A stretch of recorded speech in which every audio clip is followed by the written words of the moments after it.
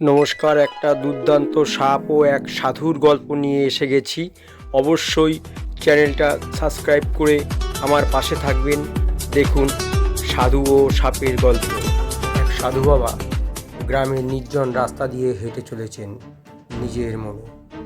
যেতে যেতে হঠাৎ তিনি থমকে দাঁড়িয়ে দেখলেন বাচ্চাদের কোলাহল আওয়াজ। একটা হিংস্র সাপ কিছু বাচ্চাদের তাড়া করছে, কামড়াতে যাচ্ছে। এই দেখে সাধু বাবা ধীরে ধীরে সাপটার দিকে এগিয়ে গিয়ে তাকে বললেন, তুমি এভাবে কামড়াচ্ছ কেন? হিংসা ত্যাগ করো, শান্তির পথে আসো। এই বলে সাধু বাবা নিজের মনে চলে গেলেন। এদিকে সাপটি নিরীহ হয়ে যাওয়ার পরে পাড়ার কিছু দুষ্টু ছেলেরা সাপটিকে অত্যন্ত বিরক্ত করতে শুরু করলো। কেউ লেজ ধরে টানে, তো কেউ লাঠি দিয়ে খোঁচায়। এইভাবে চলতে চলতে সাপটি একেবারে মরার মতন হয়ে গেল। সাধু বাবা যখন ওই রাস্তা দিয়ে আবার ফিরছিলেন, তখন তিনি দেখতে পেলেন পথের পাশে সাপটি পড়ে আছে মরার মতন।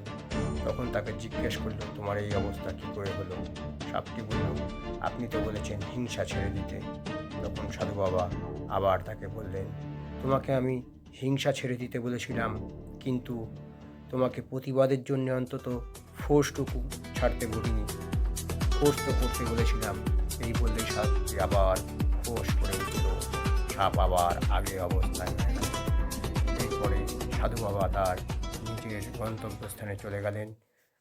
আমার গল্পটা এখানেই শেষ হলো। এই গল্প থেকে আমরা শিখলাম অহিংসা হওয়া ভালো, কিন্তু প্রতিবাদের ফোর্সটুকু থাকা প্রয়োজন। নমস্কার, ভালো থাকবেন। আর আমার এই চ্যানেলটাকে অবশ্যই সাবস্ক্রাইব করবেন।